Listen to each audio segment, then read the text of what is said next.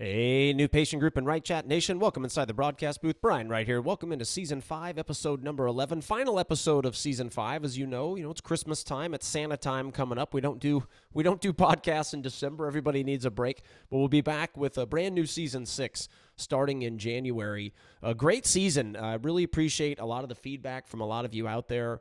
Last episode about growing your business while strengthening your marriage, I think really hit home with a lot of you. There's been comments on our YouTube station, a lot of personal messages, so I really appreciate that. Shout out, if I mention YouTube, shout out all over to the YouTube station, people that are watching us over there. Hey there, appreciate your support. Hope everyone's doing good out there as always. Obviously crazy times. Heck, we came off of kind of a weird COVID situation for years, and then that, it's not totally gone, but I think for most people it's somewhat of a non-issue now. And then you roll right into an economy that stinks and is probably only going to get worse for at least the next year. So a lot of crazy times. So hopefully a lot of you took what I did in Season 5 and have really been implementing that mindset shift into your practices to control what you can control. Look, there's a lot of new patient group customers out there. Their year was salvaged because of how good they converted. We have practices that are up 5 or 10%, but down 100 plus new patients. And like I talked about in those episodes, you can't force people in bad economic times to go Google something to purchase your service. You can't force it. So the last thing you want is to dump money into ads and things. You've got to shift that mindset to reducing no-shows, improving your conversion while being more expensive than you have in the past. All these things that are controllable, those are what you have to focus on the worse the economy. And hopefully a lot of you have taken a lot of these episodes and really gone and done them. So looking forward to a great Season 6 as well. And today we're going to be diving into how your accountant is sabotaging your business growth. This is something I've wanted to do really ever since I started this podcast. But like I talked to you about, I try to keep things relevant to what's going on in the industry and things like that. And the reason I chose to do this today is that a lot of you are looking at numbers right now. You are planning and budgeting for next year. And I believe a lot of you are looking at them wrong. There's a lot of accountants out there, I believe, that are looking at them in a way that is absolutely sabotaging your growth, your efficiency, and your profitability, even though when you look at it, accountants are supposed to be helping you with profit. But I'm going to reshape your mindset today using a 4-quadrant system that a lot of famous entrepreneurs use. You always use the Shark Tank because it's just easy to get. If you want to look at how they are analyzing their numbers and how they're viewing your numbers or viewing their numbers, you're going to learn that today. And you're going to learn how to apply that to the practice environment to just rethink and reimagine really everything you've ever taught and known about numbers and how you need to look at them differently in this new economy and really break them down in a different way. All right, looking forward to a great one. Got some updates for you on the other end. Before we get started, let's fire up the music. A practice on almost every corner, and the modern-day consumer viewing you as a commodity. So why is it the best time in history to own a practice? The answers are all right here. Welcome to Season 5 of the New Patient Group Audio Experience, a business, marketing, and life coaching podcast dedicated to helping doctors dominate the new economy. And now your host, he's the founder and CEO of New Patient Group, managing partner of WrightChat, and a trusted motivational speaker for the finest companies in the world, Brian Wright. Hey everybody, welcome inside the broadcast booth. You can see behind me since the intro till now, I have a little buddy that has joined me if you're watching over on our YouTube station, but my dog snuck in behind me and is now sitting in my chair. The guy can open up my office doors, which has created a real problem. We're shooting on-demand courses and things in here. Dude will jump up like a human, turn the door handle, push it open, and boom, he's in the office. And he's such a daddy's boy that he just wants to be in here. So anyway, he's joined us, so you can see him in the background, Winston, sitting in my chair. He kind of blends in. But hey, everybody, last episode of Season 5 has been a good one. Like I said at the start, a lot of good messages. Hopefully you've taken a lot of the teachings and what we try to do with these constant drips of mindset change. And hopefully it's helped you during these weird economic times. And I just want to say thank you. I always get a little emotional every time we finish a season because we have a loyal following out there that continues to listen, and then we add more podcast listeners every year. And every time I get a message or every time we see somebody improve, it means a lot to me. So I really appreciate it. Just a couple updates for you before we get rolling. There's going to be another podcast. So Bryn Cooper, she's an orthodontist here in Houston, where we're based out of as a company. And she and I started a podcast. It's called the Right by Cooper podcast. This one will be cool. So the new patient group podcast is still going to be going. We're going to start that next season, just like I said. The first episode will be out in January. I'm thinking about changing the new patient group podcast format. I'll talk about that here in just a second. I actually would like some feedback from the audience on some of the things I have to say. But the Right by Cooper podcast will be kind of cool because it's going to be coming from, her business and life coach, me. We do marketing for her. We do team training. We do basically our whole program minus a couple things. And then you're also going to get to hear it from the clinical perspective, how these things have helped her, the challenges, maybe how it's been tweaked a little bit into her particular practice. It's going to be really neat bouncing these business and marketing ideas back and forth off of each other, but as well as also going to be a lot of clinical topics on there as well. And I have found a lot of the clinical things are still intertwined with the non-clinical things in the business. So really looking forward to that. We've done 2 episodes. They're not live yet. They're going to be live probably later in November on all the podcast channels. So make sure to check that out. Looking forward to that. We haven't defined our format with that yet. We're just going to shoot quite a few, get them out there, and then we'll pick on, how many new ones we're going to do and when. So make sure it's the Right by Cooper podcast. Right is in my last name, Right by Cooper. The new patient group podcast, a couple things. So I'm thinking about changing the new patient group podcast to the Brian Wright Show. There's reasons behind that. So if you wake up January and you go to look for the new patient group podcast, and for whatever reason it's not there, don't worry, it's still there. It's just called a different name. It'll be the Brian Wright Show, but I'm not 100% sure. So as it stands today, it's still the new patient group podcast, and I don't know for sure if I'm going to change it, but just letting you know. As many of you know, we come out with a new episode right around the beginning of each month, and I right now am 50-50 on whether or not we're going to continue that into season 6. One of the things that I'm thinking about doing is doing a topic, and then the next month when we launch a podcast is having a doctor on that has implemented that thought process that I have into their practice, so you can hear it as kind of a follow-up the following month and how it's applied in the real world, like a Bryn Cooper, and Alyssa Carter, a Boyd Whitlock, a John Graham, a Bob Skopak, all of these, Jet Pascal, all of these really awesome names that trust us or have trusted us, a Rob Schaefer, a Mark Olson, so many just different names that such great people, such great orthodontists, just a passion for the clinical while also realizing that there's a whole nother world that it takes to get people to purchase from you and purchase from you at a higher dollar. So that'll be cool. Even the ones that used us for a while and or for a really long time, and they're in more of our retention program now, we call it, still really close relationships. So, I'd like for you to hear from them. I think it would be good for a lot of the audience members. So anyway, I'm just toying with some different things, some different ways. So if you all have something that you would like to see, message us. Go to our live chat on newpatientgroup.com or WrightChat.com and say, hey, these are some of the things that I would like to see to help enhance the experience. A couple updates. So in March next year, couple things. So for dental monitoring at their users meeting, look forward to meeting a lot of you out there. I'm going to be on stage with Alyssa Carter. And then at another time, it'll be that same meeting, but at another time and another stage with Bob Skopak. And then also the beginning of the year, we'll be doing some sales training for the dental monitoring employees. Great company, big supporter of them, and I'm glad that we're building upon our relationship. Next year, the first weekend of February is the OrthoFi national event. Looks like we're going to be doing an all-day workshop there. Looking forward to that. And big believers in OrthoFi. Matter of fact, YouTube followers, here's the proof. I've got the OrthoFi hat. Shout out to all the OrthoFi people out there. Jamie Reynolds, who's one of the original founder of OrthoFi, obviously a very well-known orthodontist. I want to give a special thanks out to you. It looks like he's going to be putting us in his new book, both me and the companies. So really looking forward to that and very appreciative. This is an industry. I love this industry.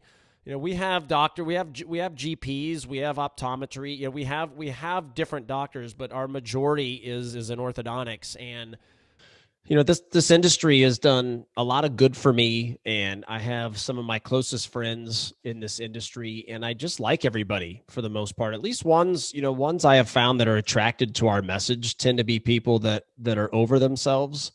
The white coat syndrome doesn't exist. They're just people you want to chill out with, go on vacation with, cook with. I like their families. Like seeing them at events. This goes for the reps and stuff too. It's been a cool ride, man. And as we finish season 5, let's dive in today. As an entrepreneur, I have always prided myself on keeping Brian Wright's opinions out of it. And I wish to God people voted that way and they just paid attention to facts and kept their beliefs completely out of it. They don't. And, we run into what we run into in today's society, but a story for another time. As an entrepreneur, we all have our bias. And as an accountant, our accountants have their own bias and how they look at numbers and things like that. But one of the things that we teach here and that we work very closely with our private clients with New Patient Group with is that it doesn't matter how you feel about something. It really doesn't. It's hard to hear, but it doesn't matter how you feel about something. It only matters what reality is, what facts are. It's like facts don't care about your feelings.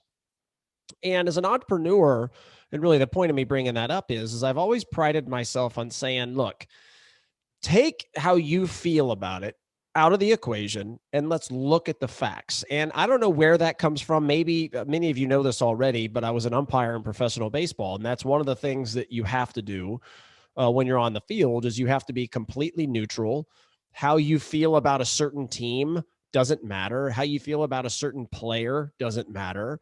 The rules are the rules. A strike's a strike, a ball's a ball, and et cetera. You get the point. But a lot of us don't run our businesses that way.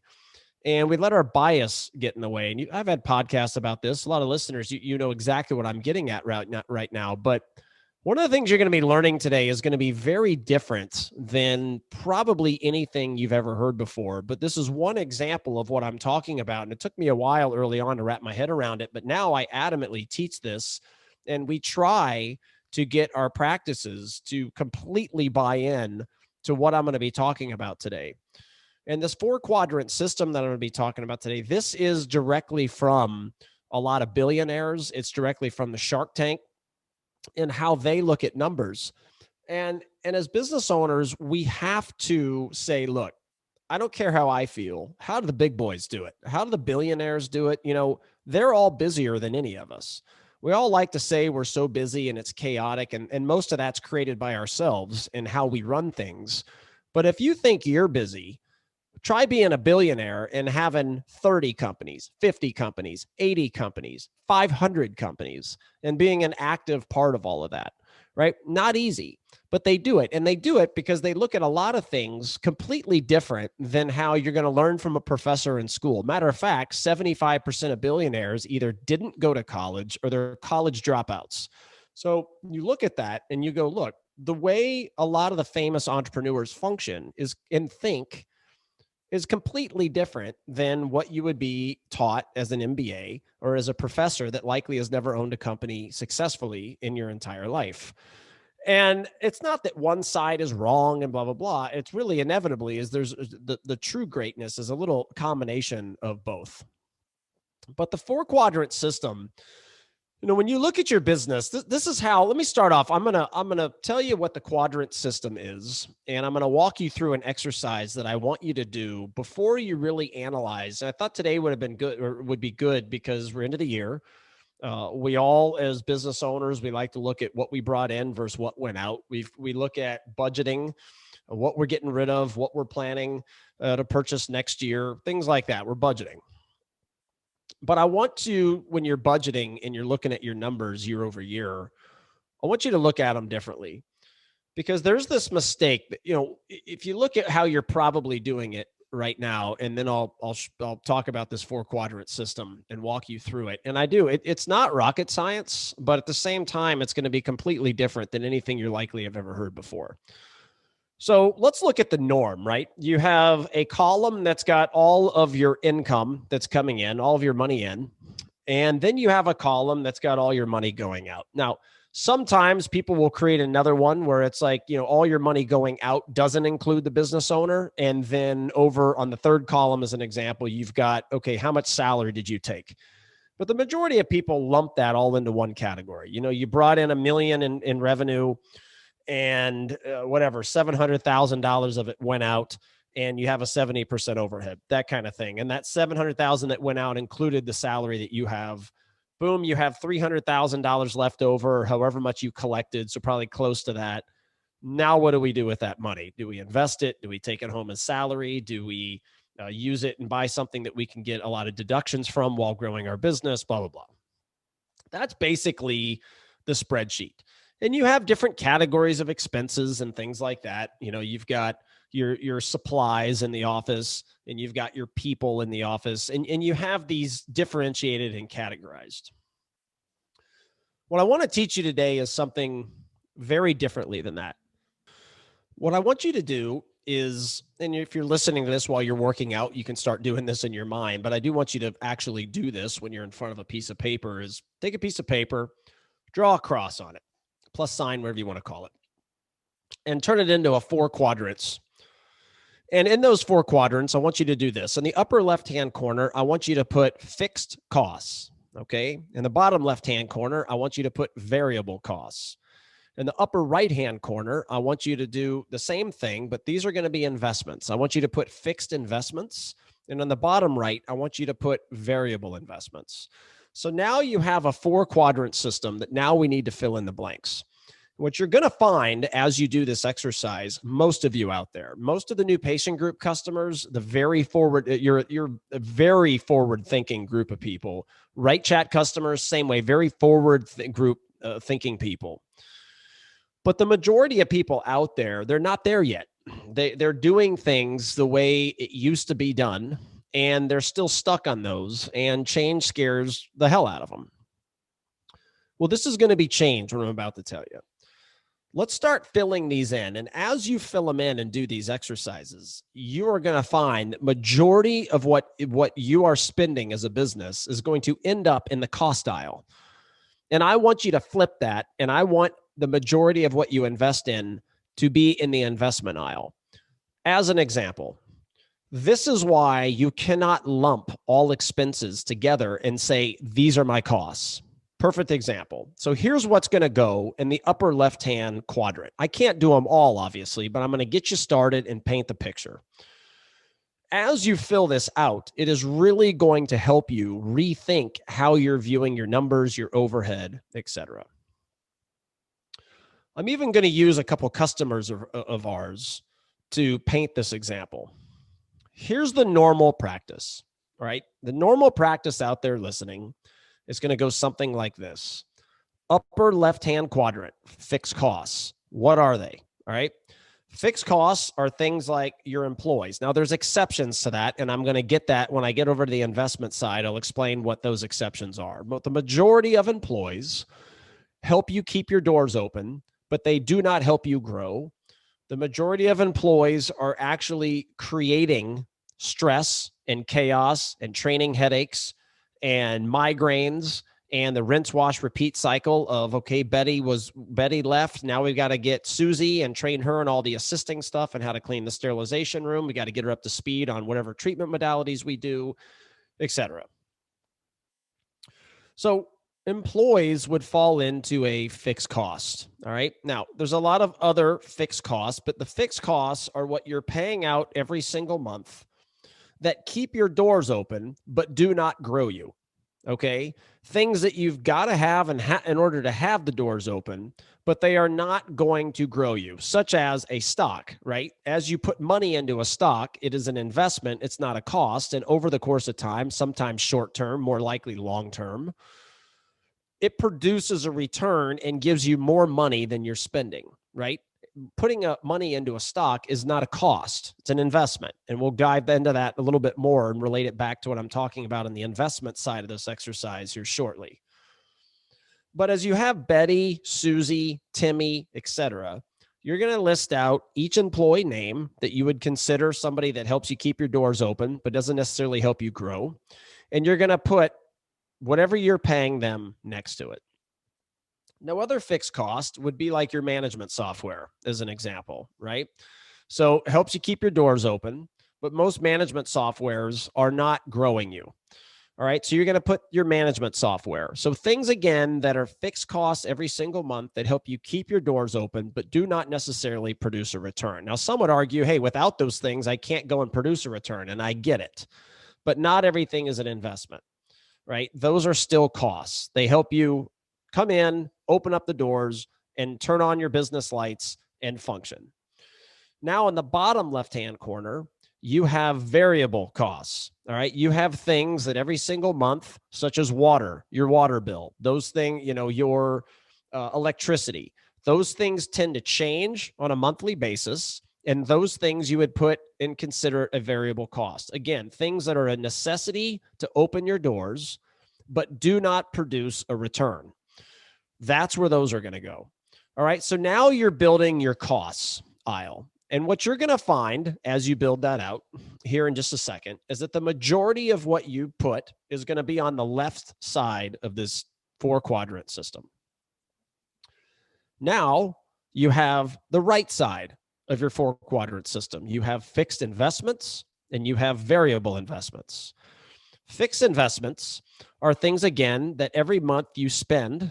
It's the same cost, but it actually is helping you grow in a couple different ways, because this is where an accountant is never going to look at numbers how I'm describing, and they certainly are not going to look at it how I'm about to describe it now.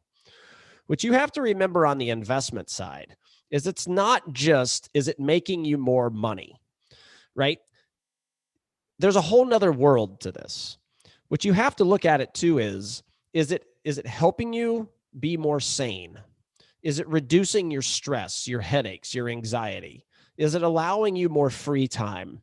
Does it allow you to be the clinician you love to be and not worry as much about all the business crap that we all have to deal with as entrepreneurs, whether we love it or we hate it or we're somewhere in between?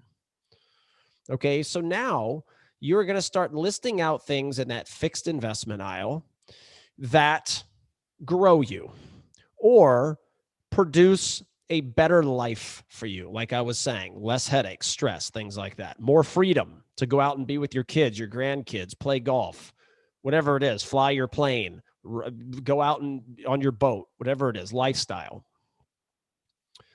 Now, one of the things that would go as a fixed investment is what I call your rock stars. Usually in practices, there's not that many of these, but these are the people that in your sports organizations, under no circumstances can you ever let them go, ever. And I'll give you an example. So my other company, or one of my companies, WrightChat, such a good company, is doing so well. The retention is ridiculous. And it is an amazing journey we're going on with that company. We have multiple people, and I'm going to call out a few. Brenna, Stephanie, another Stephanie, and Steve. All rock stars that under no circumstances will we ever allow them to leave. And those people absolutely produce a return on investment. They're exceptional with the customer. They passionately care about the success WrightChat has. They want to learn. They will do anything it takes to have the company succeed. Every time a sales form on the WrightChat website is filled out, they jump for joy. They'll stay late. They'll show up early without asking for anything, right? The customer is treated at the highest possible levels, not because they're forced to, because they want to. They take what they're trained on and they deliver it when nobody's looking. They are absolute rock stars, just like a sports organization has the same people, right? Now, the people in sports, it may not always be your superstar. It may just be an awesome player, not a superstar level, awesome player, but helps build a great culture. And these are things that in order to put them in the fixed investments, these are the things they have to come with. If you invest in a consultant, they're going to do whatever the consultant teaches them. They're going to go the extra mile. They're never going to ask for anything. And I can see a lot of you out there going, wow, I wish I had more of those. And we all do. But usually as a business, we have at least one of those. As a small business, that is. Those people are in an investment that you under no circumstance can ever lose. Lock them up. Give them something that nobody else will. Keep them. Incentivize them, insane bonuses, make it an environment that under no circumstances whatsoever will you ever let them walk out your doors. Those people qualify as investments. You cannot lose them, and they will do whatever it takes to help you, and you can't get enough of those type of people. So that goes into your investment aisle, okay, in the upper right-hand corner in your fixed investments. Now, there's other things that you're going to put there, but the concept is that whatever is coming out every single month that helps you grow, helps you become more efficient, live a better life, et cetera, reduce maybe other costs that you may have, that is an investment. And a couple other examples of those that people do. New patient group, that is a fixed monthly investment, right? WrightChat, fixed monthly investment. Those companies are, and actually WrightChat, depending on your size, very well could be a variable investment that we're about to talk about next, depending on what tier you're falling into, right? So those are investments. And what you'll find as you do these exercises is that what's going to show up on the right side, both top and bottom, are companies. And you have to find ways to maximize the right side, because the right side, the more money you dump into it, the more you're going to grow, the more your life is going to be stress-free, the more you're going to be able to do cool stuff in your life, the more money you're going to make while working less, et cetera, the less training headaches, the less onboarding headaches, the less missed opportunities, lost opportunities that end up leaving to higher advertising dollars. That's what's going on over there. But in most of your businesses out there, most of what you're going to find, again, when you do this, is you're going to find most come in the cost aisle, and they are not created equal. However, your accountant is going to look at them as equal. I had a story. This is probably year 1 or 2 as a company, back when it was pretty much just me. We have a practice that we're working with, and they were struggling when we first started. And by the end of our first year, they had got a lot of chaos taken care of. They hadn't started to grow, but things were better. Year 2, they skyrocketed, right? I think they grew like 35, 40%. They went nuts because a lot of the intangibles that were driving them nuts and keeping them from great hospitality and sales and things like that, we streamlined it. Year 2, they blew up. So I'm thinking in my mind, well, God, there's no way. Like, we're just getting started here. There's no way. The relationship's good. There's no way they're going to go anywhere. And all of a sudden we get the call, and the call is, we're going to have to cancel services. We just met with our accountant. He's wanting us to cut costs and things like that. Right. So the accountant, trained by a professor, looks at the paper and goes, okay, who's this new patient group company that's charging you whatever? I'm making up the number. I think it was $2,000 a month years ago, right? $2,000 a month. Like, if you get rid of that, I mean, that does this to your overhead. It's going to save you $24,000 a year. You got to get rid of this. Like, that's the accountant discussion. Next thing you know, the practice goes to hell, right? They had a bad next year. They had an even worse next year, because I still talk to the doctor this day. And eventually they came back aboard. And that is a perfect example of what I'm talking about, is that you cannot look at all the numbers the same, right? By them paying $2,000 a month at the time, the new patient group, it was producing a significant return on investment in multiple areas of the business. Now, just like a stock, it doesn't mean that it's going to do it every year. You may have a year, some of the new patient group customers out there, this. You may have massive growth for 2 years in a row. You may have a year that's not great, but it's not horrible either. And then you may have another couple massive years in a row. But there's all kinds of intangibles that we're able to help you with beyond just the numbers. And this isn't a new patient group thing. This is just a paint the image thing. And it really got myself to wrap my head around it when this accountant made this doctor cancel our services, even though we were making this doctor a huge return on investment, more than any stock would, as an example. Like, you're never going to have an accountant look at you putting money into a stock and going, wow, that Amazon stock's expensive. I don't know if you should do that. No, that's not the way they would think, of course. But they turn and they change that same mindset. They flip it whenever it comes to your numbers in business. Makes no sense whatsoever. And this is why you have to really watch your what on what you're investing in and what your costs are. And you've got to maximize and dump as much money into your investments as possible. I've got a real life story for you from one of our customers that you've heard me talk about many times on here. on how you're going to have to shift your mindset on overhead doing this as well too.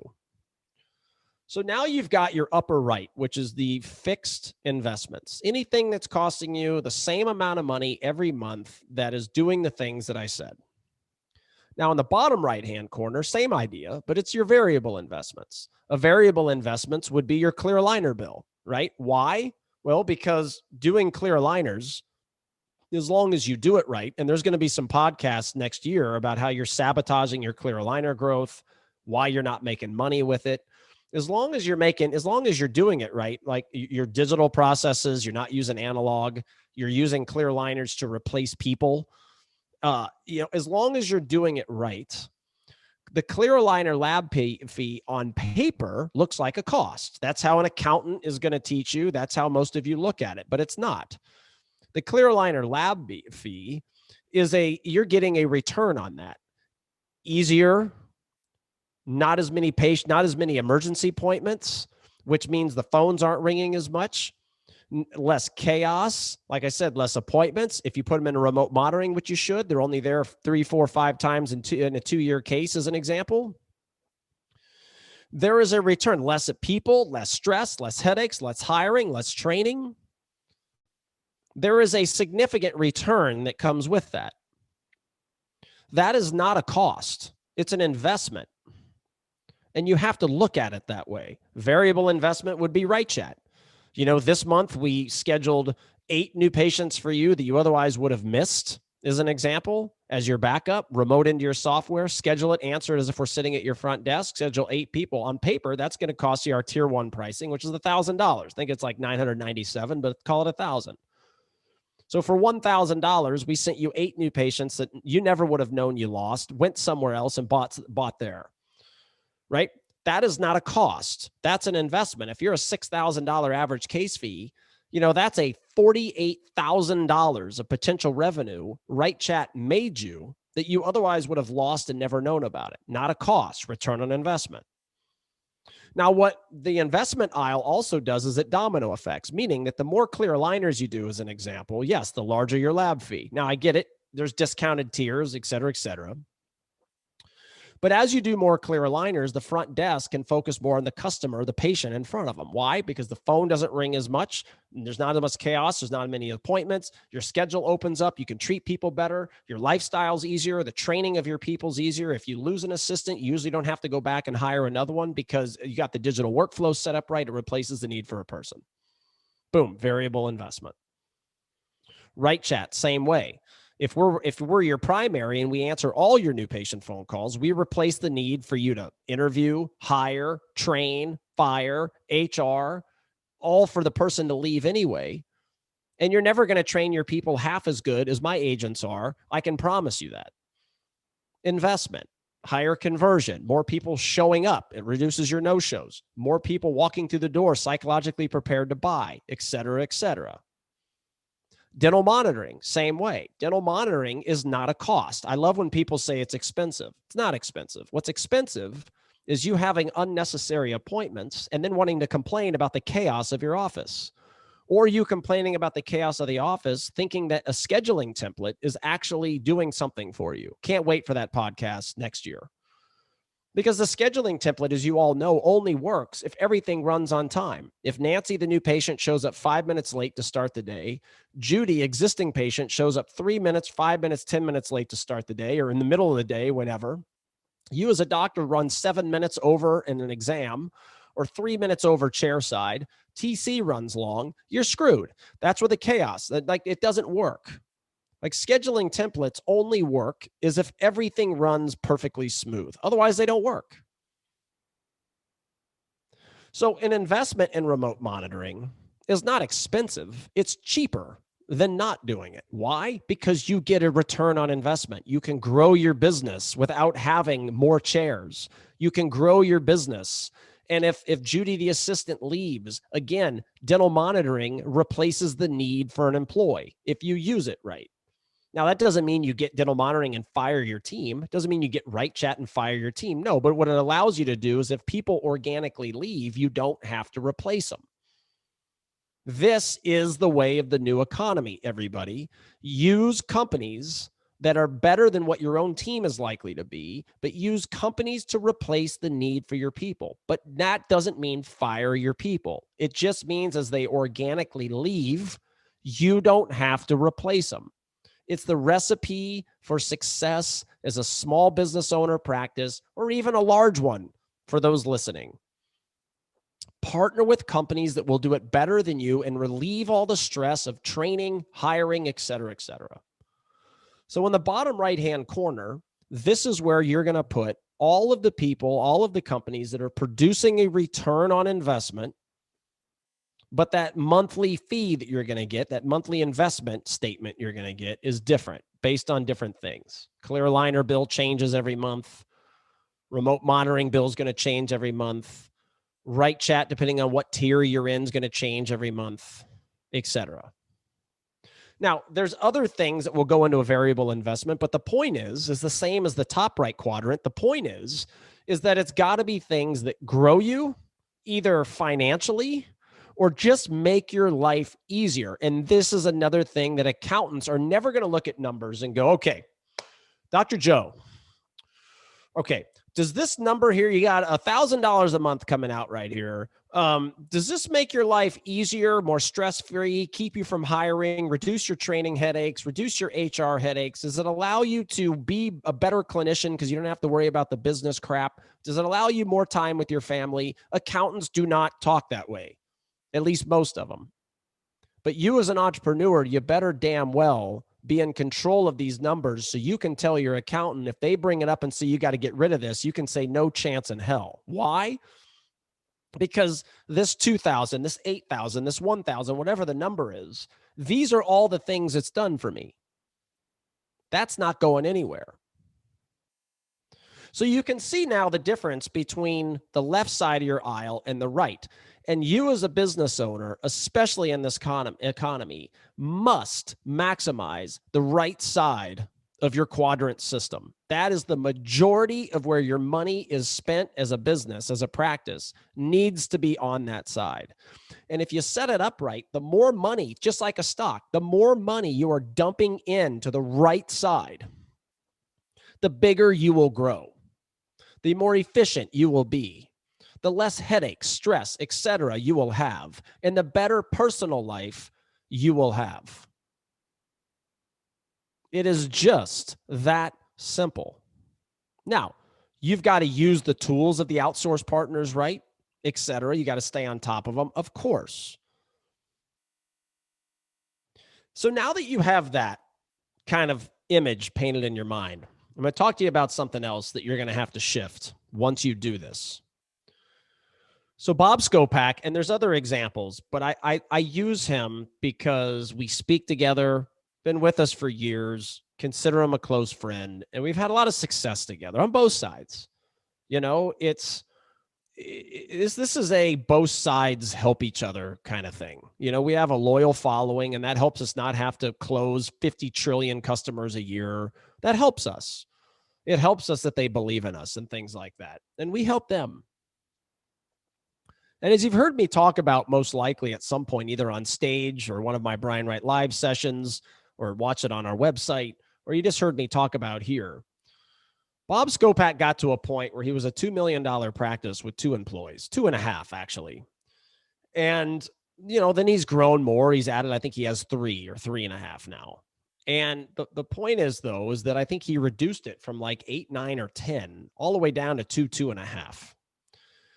And you say that, and most people are like, holy crap. I mean, how is that even possible? Well, his model, and it doesn't have to be everybody. That's the beauty. But his model was all Invisalign. If you want anything else, go somewhere else.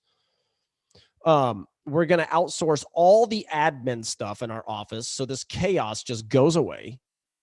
And we're going to be a quiet environment with no phones ringing, all customer, patient, focus centric.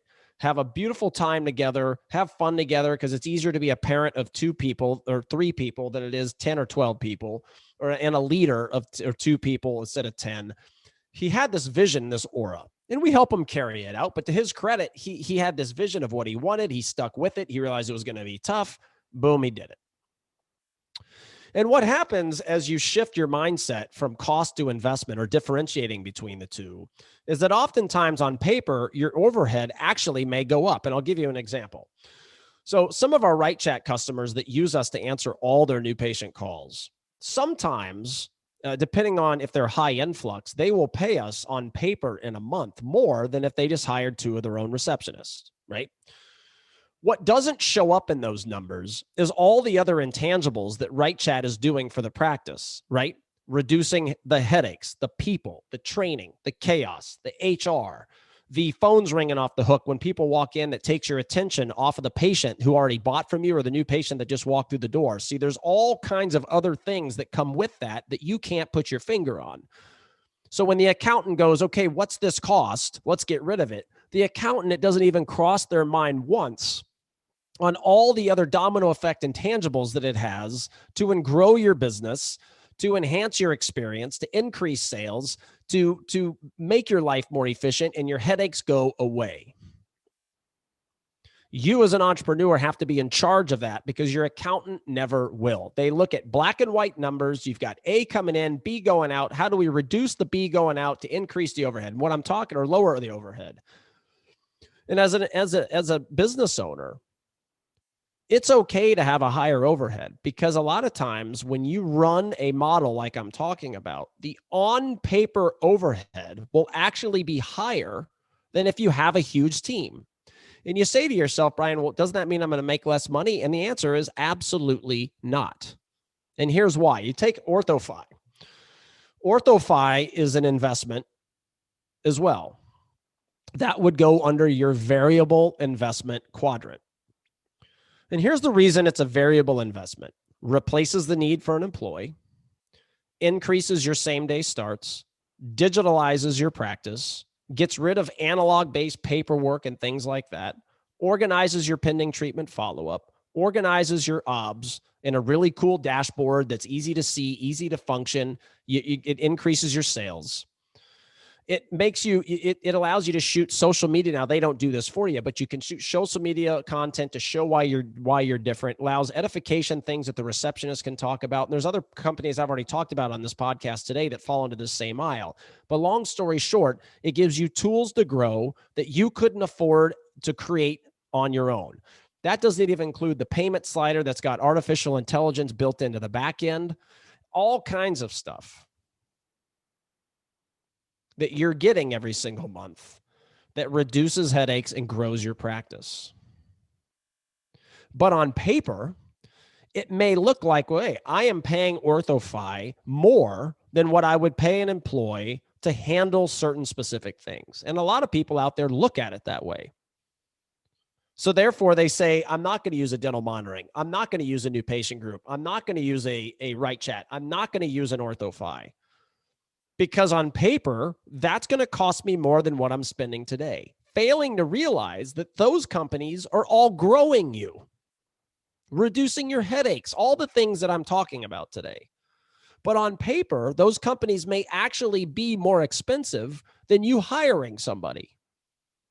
The financial number on paper. But you hiring somebody, they're not going to grow you.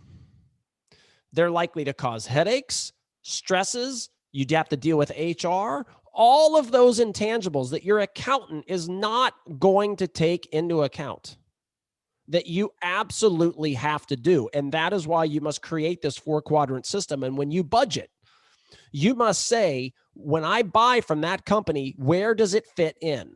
Does it fit in my upper left or lower left from a cost standpoint, or does it fit into the upper right and lower right from an investment standpoint?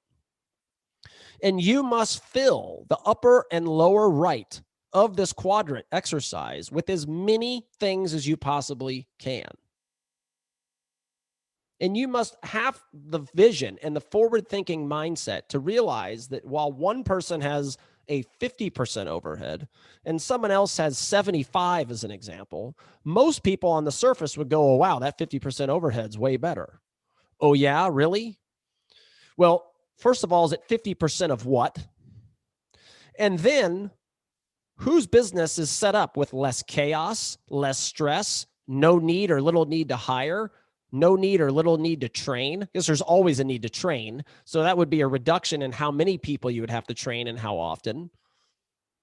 When patients walk through the door, who's ready to greet that patient right there because there's not a chaos sitting in the waiting room?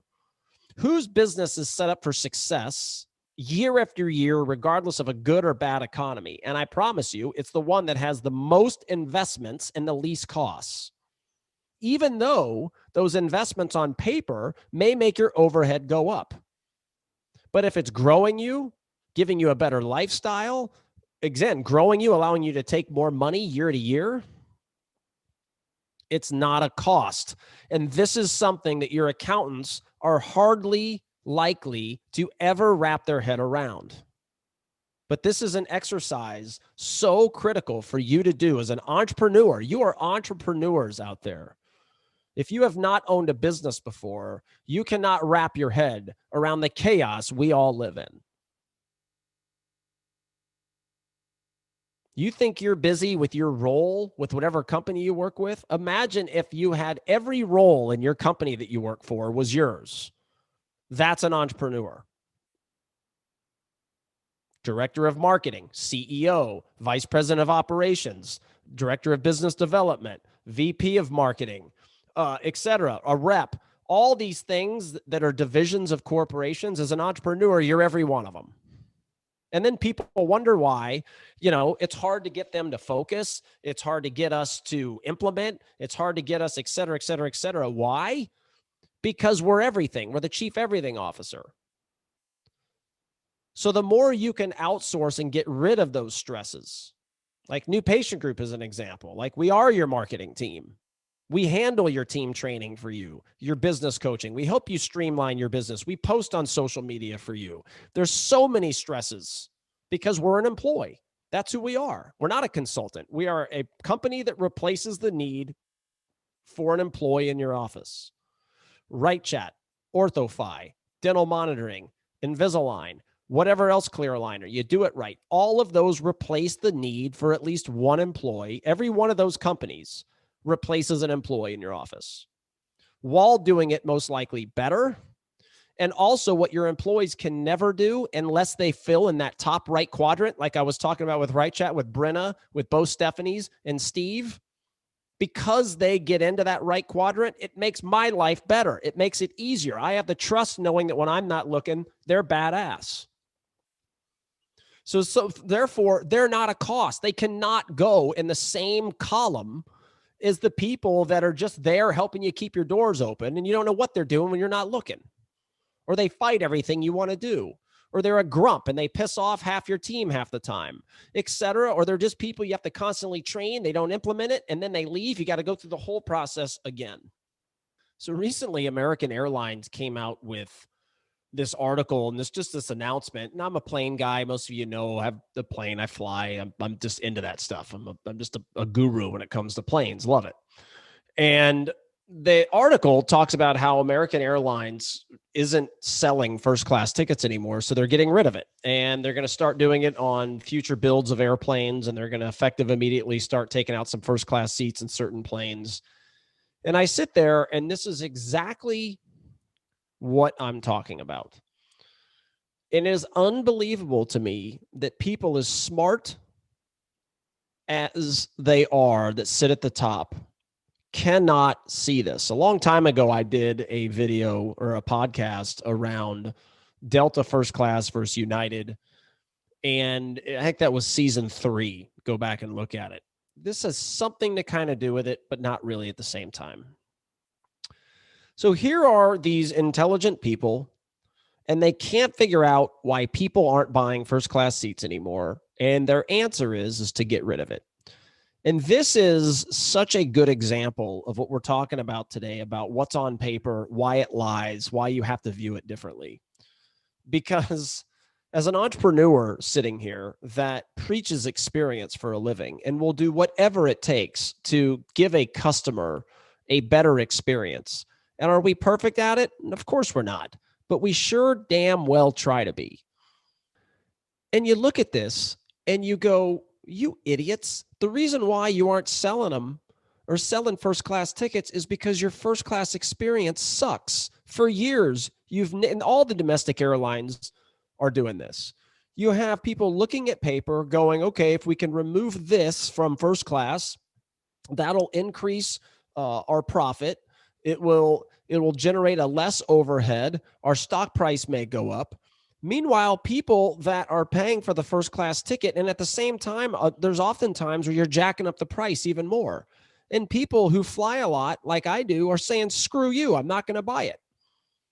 Why would I buy it? So the fact that they looked on paper and thought they were becoming more profitable, they yanked the experience all away. And you do this a lot of times as a business owner by looking at numbers this way. You're yanking the experience away from you, your team, and or your customer that you're trying to serve. That is why numbers have to be viewed differently. If American Airlines said, look, if they did this same 4-quadrant system and they said, look, why don't we increase our first class tickets, but baby, are we going to wow people? We're going to invest in actual real food, professionally done. Every bite is going to be impeccable. We're going to have all of these amenities up in first class. It is going to blow people away. People are going to be so amazed that they are going to hunt us out anytime they want to sit up in luxury in first class. Let's invest in it. And if they did that and they looked at it that way, they never in a million years would be in the situation they're in now. But to try to convince the uppers at American Airlines, what I just said, is such a foreign concept. Their method of making money is how can we screw the customer to squeeze every ounce of profit that we possibly can? Boom. It's exactly how accountants look at it. You sit down, you look at the number, you say, all right, well, this food, I don't know, it seems pretty expensive. What if we go with this other company? The food's crap, but it's going to save us money. And then you think that's an experience? All of that means more lost opportunities, more people leaving your airline, higher turnover. And all of these numbers, see, what we teach on here, the philosophies work in any business. If you hopped on my airline, if I had it, you would be so amazed anytime you sat in first class, you would never, unless you were forced to, ever fly on any other airline again. Because we would invest in all kinds of things that would make your experience so ridiculous, you would tell the world, which in turn would lessen the amount of times we would have to advertise because our customers go and do it for us. And this is exactly the thought process all of you must have. Earlier, I was talking about your rock stars versus your employees. And this is why it drives me crazy too about, okay, what's the industry average for a TC? What's an industry average for an assistant? What's an industry average for a receptionist? You got to get rid of that thought process. It's your rock stars. Let's say you have a receptionist or a TC or assistant, whatever. And they're considered a rock star, top right quadrant, like we talked about. And let's just use a TC as an example, that where you are, it's $34 an hour. All right. It's throwing out a number, right? What that doesn't take into consideration is the quality of all the TCs, because they all don't fit into the same. Receptionists, assistants, they're not all the same. It's not a cost. You have your rock stars, which are the investments, top right quadrant. You have then you have your cost employees that are top left fixed costs.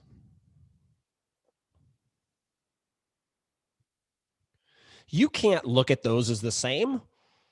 So if you have a person that, quote unquote, the industry average is $32 an hour, and you have one that's awesome, pay them $38. Pay them higher than anybody will ever pay them. Make them happy. Do whatever it takes culturally to keep them happy. Lock them up, especially in these day and age. But you know what? When you look at paper, you're going to go, wow, you're overpaying that person. That's what normal average people looking at numbers would say. Boy, that number on paper, that sure is high for that TC or that assistant. Well, you know what is not included in that number? She helps you build a better culture. She's loyal. She'll do whatever it takes. If you hire someone, she'll do whatever it takes to implement it. She guides people. She helps you train people. She shows up early, leaves late, never asks for anything. Work ethic is impeccable. And honestly, those are just a few things of what I could sit here and list out. Paper doesn't show that. So you better lock those people up. All the rest of them, that's what I'm saying. You don't overpay for those people. You use companies to replace them when they leave. And you can't say, well, I've got a big team now, I'll use those companies later. No, because what happens when they leave? You've got to have those companies while you have the team. And as people organically leave, or God forbid, you do have to fire someone or whatever it may be, boom, it just becomes smoother.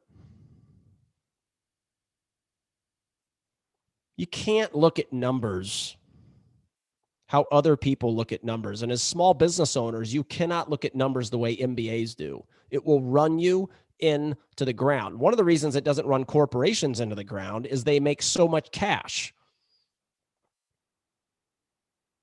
You know, if you took this philosophy and you put it into the airline business, one of the domestic airlines would absolutely crush all the rest of them. But it doesn't, because they have the MBAs at the top all looking at numbers the same. Cost, income. Nowhere in there is investment. Nowhere. Proven by American Airlines. I mean, they can't, it's hilarious to me how they can't wrap their head around the reason why people aren't buying tickets. Well, let's see, your prices are up, your experience is way down. You nickel and dime everything to squeeze out a profit, and then you wonder why people aren't buying the freaking tickets. Of course they're not. First class, especially if you travel a lot, is supposed to make you feel awesome, supposed to really reward the hard work you've put in. It's supposed to make you feel special, blah, blah, blah, blah, blah.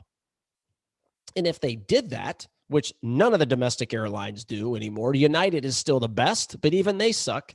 If they looked at it differently, they would dominate. And so will you. So will your practice if you're the one that looks at it this way. Rethink your numbers, everybody. Do this exercise. Fill the right side of your practice, or with your practice. Fill as many things on the right side as you possibly can. And you have to be a visionary to realize that not numbers and all overhead is not created equal. Invest, invest, invest in things that are going to produce a return for you, both financially and lifestyle and all those other things you heard me say. Reduce as many things that show up on the left side of this equation, of this quadrant system, as possible. If you have 7 of your 8 employees that show up in the top left, the fixed cost, I hate to tell you, but you need to start filling up the right side with investments.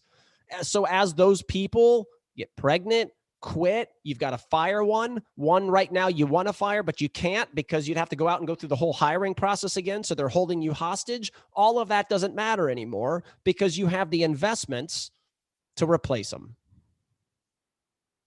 I want you to do this exercise when you're thinking of your budget, and I want you to blow up the right side, top right, lower right, with as many of these things as you can that's going to grow you, set you up for success, reduce your headaches, your stress, increase your efficiency, increase your conversion, which in turn lowers your advertising costs.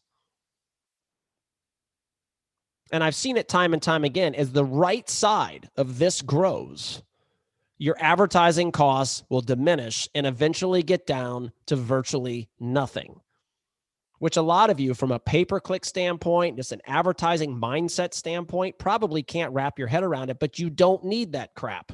You just don't. You need it because if you look at this quadrant system, everything showing up on it is a cost, which means you've got to dump more and more money to try to get your phones to ring. Meanwhile, you're missing 5 new patient calls a month. Answering services are obsolete. You're getting a 30, 40, 50% no-show rate. When people walk through your door, they're not greeted right away because of all the chaos going on. People verifying insurance, answering a new patient call, answering an existing patient call that's an emergency because you have them in braces. You've got 5 people, 6 people, 8 people in your waiting room. You wonder why your scheduling template isn't working because it's chaos the second Janice shows up 5 minutes late. All these things that detract you from what you love the most, and that's being an awesome clinician. Why deal with the stress when there's a clear, defined way to get rid of that stuff? Make the other companies hire and train and scale when you grow while they're helping you grow. Why would you want to do that? There's a better way, everybody. Look at your numbers different. Look at companies to replace your people. I know HR is a huge headache right now. Finding good people, or anybody for that matter, is hard. So here's your recipe. Invest, limit your cost, do this exercise, make 2023 your best ever. I appreciate everyone's support. Awesome that we finished up season 5. Hope you loved today. We'll see you at the beginning of January with season 6, episode number 1. Remember to look out for the Right by Cooper podcast. See everybody soon. Love you all. Appreciate your passion and following us. Hope you had a great 2022. Look forward to next year. Bye-bye.